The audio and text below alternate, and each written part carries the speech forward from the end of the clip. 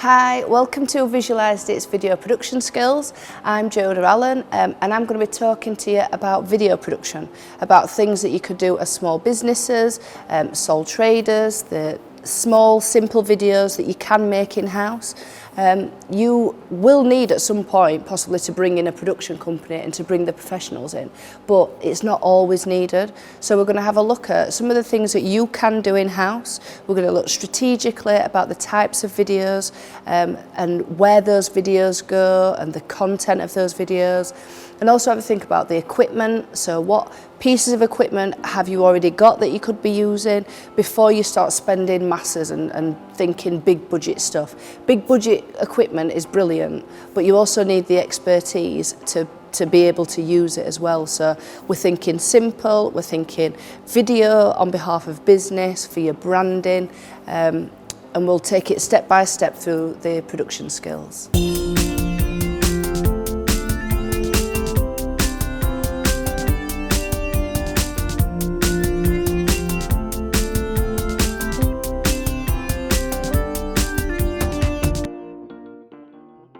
So the first type of video that I want us to think about is to do with the psychology of somebody when they are purchasing. Okay, so we're thinking about our customer, our potential customer, bearing in mind that they're possibly just scrolling through social media, they don't need your product yet, or maybe they don't know that they need it. They may not know that you're the solution to their problem just yet.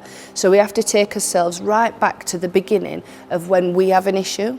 Okay, so for example, a while ago I was about to decorate and I didn't know what I wanted to do. I just knew that I needed to learn how to wallpaper because I'd never wallpapered before. So I put into the internet how to wallpaper. Okay, so here's an example of what came up when I put into Google how to wallpaper. As you can see, it's B&Q's video. So what they've done is, I'm not to the point yet where I'm ready to buy stuff from B&Q, but having put in how to wallpaper, B&Q have got lots of branded videos teaching me how to wallpaper. And as we get to the end of the video, there's then a materials list, there's a tools list, there's a health and safety list, and all those tools and everything are from B&Q. So I'm not now going to go to Wix. Okay? Think about what can your company provide to somebody where they're still in the mentality where they think they can do it themselves. I spend a lot of time teaching people how to make videos, and people will often say, why are you teaching people to make videos when you make videos? Because you're kind of doing yourself out of work. But realistically, if somebody's trying to make their own videos, then they aren't a customer for my production company anyway. They're not yet at that stage. So it's really important that you think about people's psychology. And what people generally start off with when they need something is that they can do it themselves. So get to know them, start to build that relationship up by giving them tips, teaching them how to do things. So start out by making a list of what can you teach people to do that are the very basics so that they can start to fall in love with your product, so that they can get to a point where they feel like you've given them something. And if you're giving them enough stuff for free, they're going to think at some point, well, if this is what they give for free, the stuff that you pay for must be really good. Okay? So the psychology of buying is never to just sell, particularly like on social media, because you're asking for a commitment very, very early on in the relationship. And the nice thing with video is if you put the right types of video in the right place, you build a relationship with somebody, and then when they do need your product, they feel that they've already created that relationship with you. It's very similar to asking somebody to marry you. You don't ask somebody to marry you on the first date, because it's slightly odd. And people have not got to a point where they have built trust, where they have got used to somebody, where they know the bad points, the good points, and they can weigh it up and work out whether that's a commitment that they want to make. And that's exactly the same with buying. So give people stuff, teach them how to do things, get them to fall in love with said video production, get them to start making their own videos, and then later down the line, when they are wanting the animation or they're wanting a bigger promotional video, then they're probably going to turn up and be your client anyway.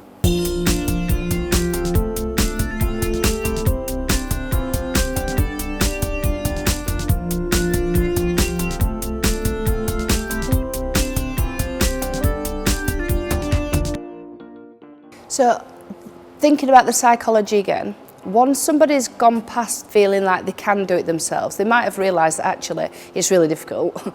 Two, it's going to be too time consuming for them to do it themselves. Now they know that they actually need an expert, but who? If you can pepper your social media with videos that are just giving top tips and expert advice, that is absolutely invaluable. So again, people do know that they now need your services, but there's lots of competition out there as well. So if it's really important that you come across as the expert, that you are leading in your sector, in your industry, that you're always kind of on the crest of the wave. As soon as something new comes out, you're posting that material out. So think about videos where you can give out top tips, expert advice, update people on industry news, okay, if there's new standards, if there's new health and safeties, anything that your potential customer would have as a priority for them in their business. Just short videos, you're thinking like maybe 30 seconds, a minute long, and just giving people that expert advice. Again, it's the next step in building that relationship. You're giving them something, they trust you, and they now see you as the expert.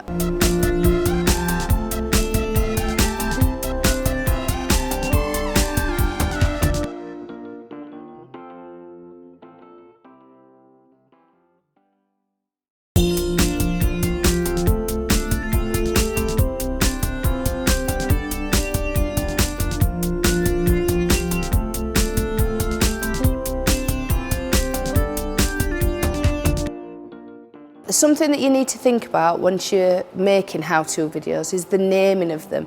You must call them how-to wallpaper. So what I have noticed before is people will often name it something that's more relevant to their industry or their company, and not something that somebody would actually be putting into Google. So just be aware that sometimes what you're selling and what someone else is buying are often two different things. So try and think about it from the customer's point of view. What would they put into Google whilst looking for your services? So think about the naming of them. And I know not everybody is a massive fan of YouTube, but YouTube is the place to put your videos. Vimeo's beautiful, it's very pretty, but it's not going to have the impact as far as your search engine optimization that YouTube has. Bear in mind that YouTube is owned by Google. Okay, so it's the world's second largest search engine, and people will put into there how to do something. If you have a look at the results of how-to questions, there isn't anything that somebody has not put in. Okay, so host them on YouTube, share them through your websites if you can, and if you're going to put the YouTube video into your website, make sure that it's embedded. If it's not embedded, when somebody clicks on the video in the website, you're going to send them off to YouTube, and that's exactly what we don't want. If you end up on YouTube, they're going to see a dog juggling or something. We want to keep them in the website, okay? So the code for the video must be embedded. And then lastly, fill in your descriptions, again using those keywords that somebody would put into Google. Okay? If you look at the B&Q description, it mentions top tips, it mentions expert advice, how to hang wallpaper, step by step. They're all different terms that somebody would put into Google, and that's why they've used that language in the description box. So be really clear about what it is that you're filling in that description, because that will also help your SEO. Okay, and give yourself a little bit of a signature maybe that you always use in the description box, and that might just be a few keywords that describe your business and the website link. Okay, keep putting that in, and then as you start to fill your YouTube channel with lots more videos, then the chances are that those keywords and things are going to add up, and again that's going to help your search engine optimization. We're going to have a look at some of the analytics that YouTube offers as well, so we can see how many people have looked at it, we can see how long they've looked at it for. So if they're getting 50% through the video and then they're switching off, we can start to think, is there something halfway through the video that kind of switches the subject? Are they possibly getting bored? Is the video advertised as something and then part way through they're realising that that's not actually what I thought I was going to start watching? So it's nice to be able to look at the analytics from your video. You can see where people are watching around the world, you can see the demographics, you can look for the gender, the age ratings. But you also have to bear in mind that it will only collect data as far as where someone lives or what their gender is if they're logged into their account. So just bear in mind that any numbers, you know what it's like with statistics, they're not as clear cut, but it is good to be able to see who's watching, when they're watching. So if you're sending out a Facebook campaign or you're sending a nice marketing campaign out over your LinkedIn and things, you should be able to see that links with the times and the days that your YouTube video is being watched. Okay, make sure your YouTube channel is branded. Okay, so you've got your logos on there, you've got your website address, you've got a little bit of a description as to who you are, just so that when people go onto it, that they can recognise that it's you. Okay.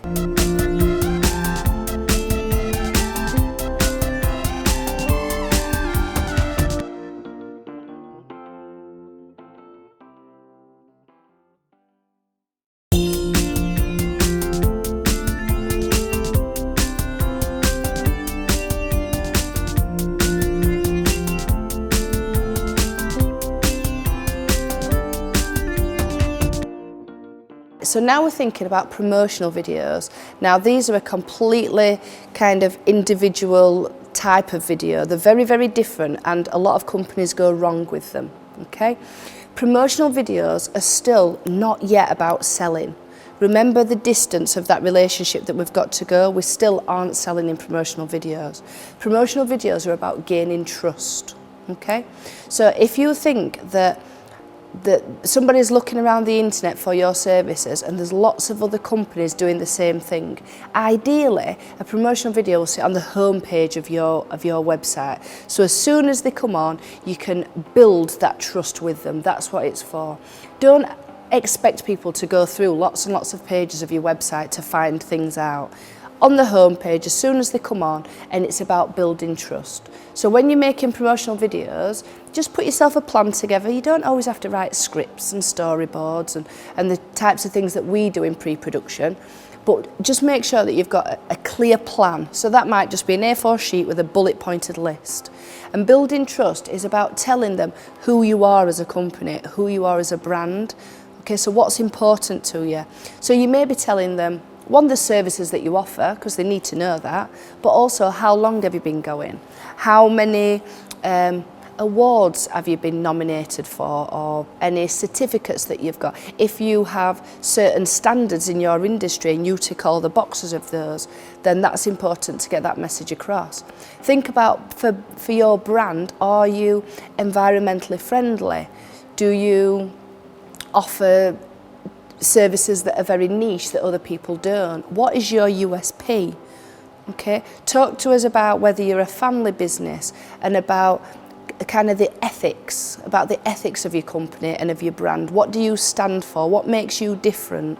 So that people are kind of falling in love with you. Again, this isn't a point to say this is what we offer and this is how much it is. It's about this is who we are. These are the quality standards that you can expect. These are the years of experience that we've got. And this is showing a real overall, showing the entire business without going into the nitty-gritty. There still isn't a point where people need to know the absolute detail of everything that you do. Okay? Allow them to go onto product pages to find out the details of the things that you offer. Promotional video is about you as a company, your branding. Do you employ apprentices? Do you support a charity? Yeah, what awards have you been nominated for? Those types of things. So promotional video is about promoting you as a business, promoting a brand. It's not an advertisement. Okay?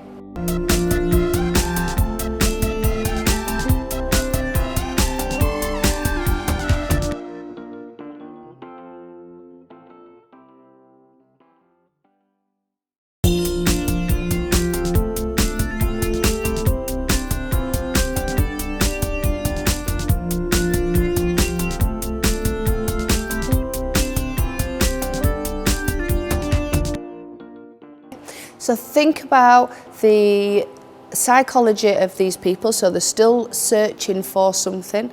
They are building that that trust up, so they've seen your content, they're starting to recognise your brands, they're kind of getting that brand awareness and, oh, this is a company that we keep seeing on a regular basis. Now's a perfect time to let other people tell them how good you are. So customer testimonials. I know that customer testimonials can be really difficult. One, the dynamic of us and our customers is that we give them something, and often asking a customer to come in and film something for you can be quite awkward. Most people don't like being filmed, even I don't like being filmed, okay? You're asking someone to put themselves in quite a vulnerable position. So only ask customers that you feel like you've already got a really good relationship with, okay? And then also bear in mind that they don't always have to be customers. So think about any partners that you work with. If you've got staff, brilliant, because you can use different members of your staff to give testimonials about their jobs and about what they do, and why they enjoy their jobs is really interesting as well. But if you've got people that you work closely with, because you may be a sole trader, but you may also call on other people's services, if you can get hold of those people and say, could we do a little bit of filming? I'll do a video for you and you do a video for me. That is also really beneficial. And think about suppliers. So is there somebody that you work with on a regular basis that you buy from? And ask them if they're happy to do testimonials, because they can tell people that you're very easy to work with. They can say that you always order the highest quality materials for whatever your product or your service is. So don't kind of get too consumed in the fact that it has to be a customer. It's lovely to hear from members of staff. I would avoid using MDs, CEOs, because what's the chance that a managing director is going to say something negative about his own company? So the kind of trust value isn't there. If you can, try and work with people that a customer might be faced with. So it could be the person on reception. It could be a welding apprentice. Yeah. Think about who is managing the floor. Who is the one, who's the nitty-gritty? If you've got welders in your company, keep them in the welding gear and let them tell people that they enjoy working for the company, that you've taken them through apprenticeships and that you have bacon sandwiches on a Saturday morning. Okay, so it's not too formal, but it's another way that people get to know you as a company, and people buy people. So if you can try and keep them quite informal, and avoid asking people questions whilst you are filming them, because firstly it's very difficult to edit because you've got to cut out your own voice. Secondly, sometimes people will answer but there is no context to what they're saying. So you may ask them, why is it that you always work with us? And they're likely to say, because we get on really well. Okay? Once you've taken the question away, the answer doesn't mean anything. So give them plenty of preparation beforehand. Let them think of 3 reasons why they use you, and then try and get them to just speak to camera. Don't stop and start. So if they go wrong, don't keep stopping, because each time you're stopping, you're kind of saying you've done it wrong. Okay? And that again will make people feel even more vulnerable. So once you start filming them, just let them roll and just say, don't worry if it goes wrong, you can just start again as many times as you want, it's not an issue. And then you can chop all that away in the edit. Don't be stopping and starting, because it really makes people feel quite uncomfortable. And just bear in mind that they are in a very vulnerable position when you put them in front of the camera. Whilst you're filming testimonials, try to think about cutaways. So it's really important that you collect cutaways, and they are just relevant pieces of footage or collect images that you can lay over whilst people are talking. So just having someone talking all the way through is lovely, but 1 can be a little bit boring. 2, if they go wrong, or if their eyes start to wander, or they do something, or somebody walks past in the background and it's not great, you can use your cutaways to mask over those cracks. We don't use cutaways just because we're being really creative and we're really organised. We just know that to stand to camera and just deliver information clearly and get everything right in one go is very, very unlikely. So just think about, yes, you're going to be filming someone, like I'm being filmed now, but think about what other bits of footage or images can go over, and just make sure that they're relevant.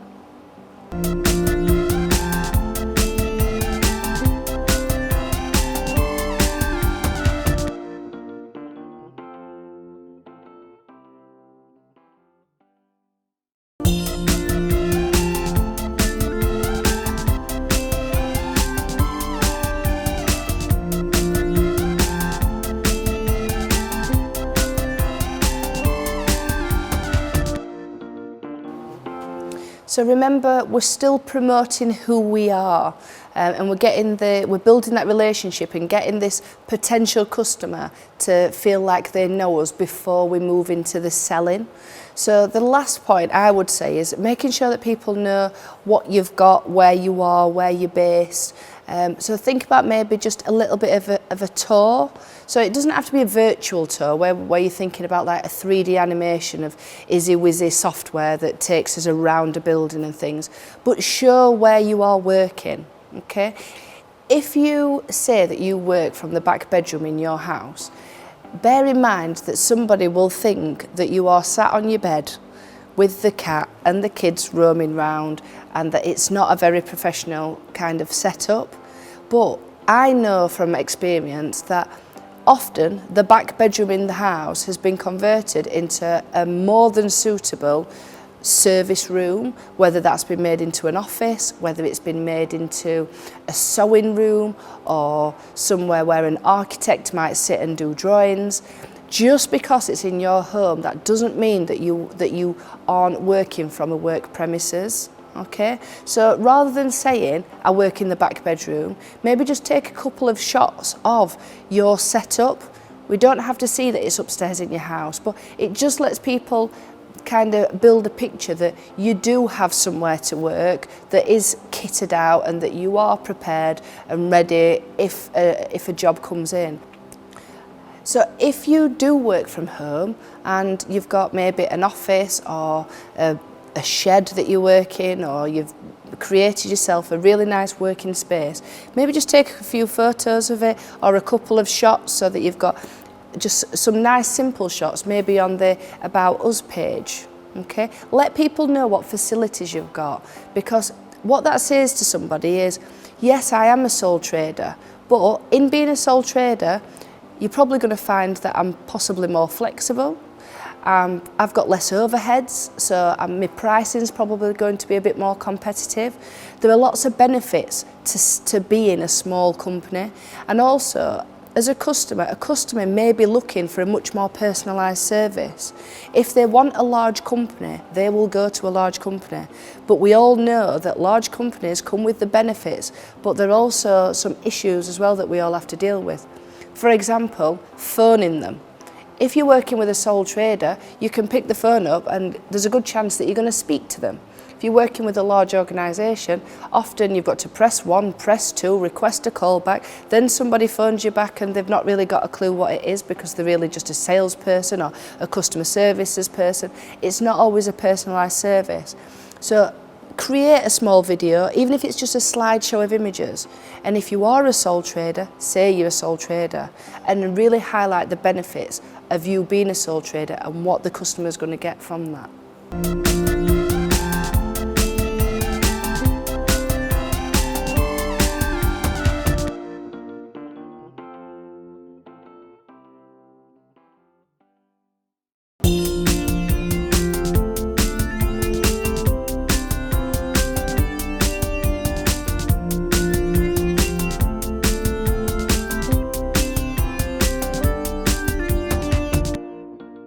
So finally, we come to sales videos.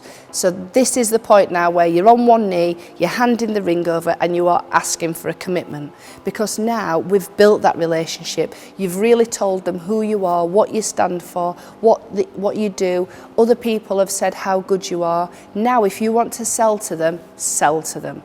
So you're thinking purely about the product or the service, making it look and sound the best that it can possibly be. Keep it short. Don't go into all the details. Think about when you watch, when you go onto things like ASOS or Pretty Little Thing and you're buying something. I can go on there and look at a dress and I think, right, that looks beautiful. I'm just not 100% whether I want to add it to the bag. And there's those little videos that allow you to see somebody walking up and down in the dress and they're 10 seconds long. And that just finalises to me exactly what the product looks like. I can see how it falls, I can see how it moves, and it's just that final piece that confirms this is exactly what I want. And you make sure that that is next to the call to action. So if it's online shopping, there's always add to bag. think about what works for your service. It may be that it's a button for make an inquiry or request a quote or arrange a callback or book a meeting. Okay, so I would always advise that sales videos, put them on the product pages. So if we come to your website, ideally we're going to see a promotional video on the first page, and then when people can click through to the services and they can find out what services you offer, and within those services, that's where you want to put your sales videos. So they can see what the product is, and then they can watch the video, and that just confirms that that is what they think it is, but make sure there's a call to action. So either add to bag or request a callback or book a meeting or make an inquiry or request a quote, but just something so that as soon as they've watched it, they can contact you and kind of seal the deal. It's like asking someone to marry and forgetting the ring. Okay, don't forget the call to action.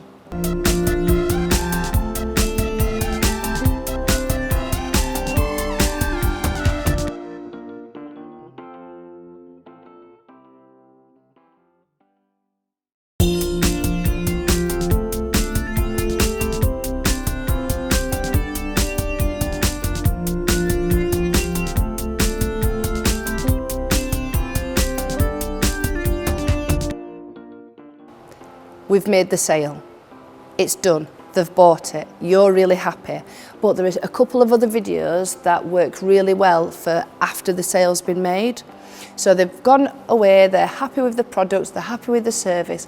Why not follow that up with either an aftercare video? So this is how you can maintain or look after the product or the service that you've got, or a demonstration. So often people will buy something, or you might have given them a service, and you can just do them a demonstration or an instructional video on how to use it, what best to do with it, very similar to what people are doing online with makeup tutorials. So we're going out and we're buying the makeup, and often we don't really know how to use it, so we're taking to YouTube and we're putting in how to apply, and the videos are teaching us how to do things. So think about, once you've given them the product, is there a video that can help demonstrate and remind them how to use it so they don't struggle? It could be instructions of what to do with it afterwards or how to get the most out of it. So a little bit of aftercare.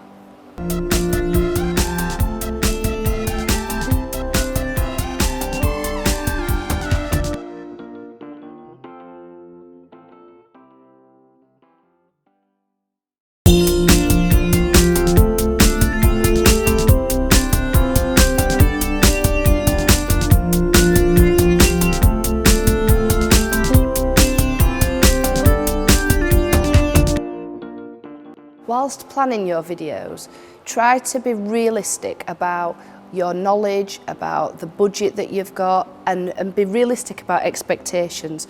Please don't try to set out to make Game of Thrones, okay? Making something very simple really well will look professional. Making something very complicated poorly will just look dreadful. Okay, so keep things really simple, and just bear in mind that as professionals, and it's probably the same in your industry, you will know of novices and professionals in your industry and in your sector. What happens in our sector is that people film a lot of things on their phones, wandering around with mobile phones. It will never look professional. If you're filming anything with a camera in your hand, wandering around, or a phone, just stop it. Okay? There's a reason that we work in crews, and that's because the specialisms of individuals are really, really important.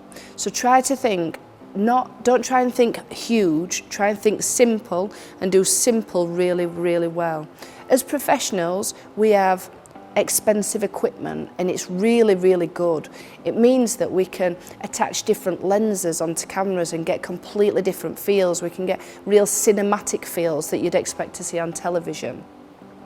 We have really good sound recording equipment so that everything's nice and clear.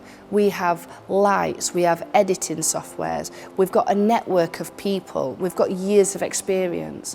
We've also got that experience, which means that I can walk into a room and I could see the best angles that we would be best filming for, depending on the purpose of the video. Okay, we know what the possibilities are.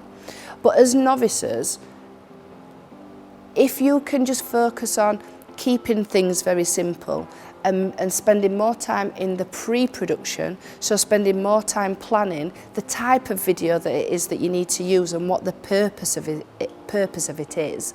So what is it that you want somebody to do afterwards?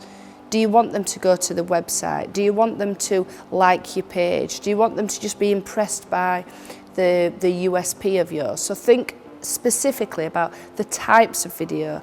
Then jot yourself down a list, so you've got a bullet pointed list of the key messages for the video, and that way you can stick to those key messages. For example, event videos. I'm not sure why, but often in event videos we get lots of stuff that's not really needed. We see people signing in, we see people collecting their lanyards. Do we really need to see that stuff? Often, if you've got a nice, simple list of key messages, you will avoid a lot of the gumph that goes with it, and you'll not just overfilm everything and make really long videos that really could be 40, 50 seconds long. Okay? There isn't an ideal amount of time for a video, but what I would always say is go as short as possible, keep it as tight as possible, and just make sure that it's relevant for your target audience. So if you're going to give top tips and expert advice, you could do that in 30-second snippets. But if you're going to teach somebody how to wallpaper, nobody's going to be bothered if that runs on for 10 minutes, because the purpose of it is that someone's watching it wanting to learn how to wallpaper. They're not going to expect that to happen over 30 seconds. So try to kind of get rid of some of the rules that we hear from other people, and just think, what is it that I'm making? Why am I making it? Who is my audience? What do I want them to do? And what are they expecting? So is it functional? And make the video as long as it needs to be. But remember, you aren't professionals in video production. You are novices, but you also know your products the best. You have the passion and the knowledge for your product and your service. So keep everything else very, very simple as far as the production of it. Keep that simple and focus on the content. Focus on what you're saying. Focus on the key messages and the feel of things, rather than feeling like you need to go and spend £5 grand on a new camera.